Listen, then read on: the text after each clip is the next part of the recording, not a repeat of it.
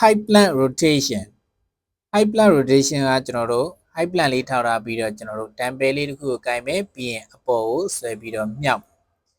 အပေါ်မြောက်တဲ့အခါမှာဆိုလို့ရှိရင်ကျွန်တော်တို့လက်ကိုဆန့်ပြီးတော့လွှဲပြီးမြောက်တာမဟုတ်ဘဲနဲ့ရင်ဘတ်လေးနားနဲ့ကပ်ပြီးတော့ဆွဲတင်တဲ့ပုံစံလေးနဲ့သွားပါမယ်ဒီလိုဆန့်ကြီးမဟုတ်ဘူးเนาะအဲ့တော့ကျွန်တော်တို့ဆွဲပြီးတော့မှအပေါ်ကိုဆန့်သွားတဲ့ပုံစံလေးဖြစ်မယ်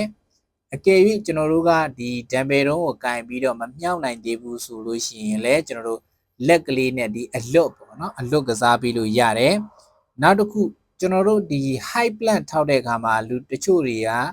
လက်ကဝစ်နာတတ်တဲ့ပြဿနာလေးရှိတယ်အကယ်၍လက်ကဝစ်နာတတ်တဲ့သူတွေဆိုလို့ရှိရင်လည်းကျွန်တော်တို့ဒီလက်ကဝစ်မနာအောင်လို့ကျွန်တော်တို့ဒီ low plant ပြောင်းထောက်ပြီးတော့ကစားပြီးလို့ရပါတယ်ဒီလိုတောင်စစ်လေးထောက်ပြီးတော့ကစားလို့ရတယ်တတိထားမှာကျွန်တော်တို့ခါကြီးကုန်းမနေစေနဲ့အောက်ကိုလည်းရိုင်းကော့မသွားပါစေနဲ့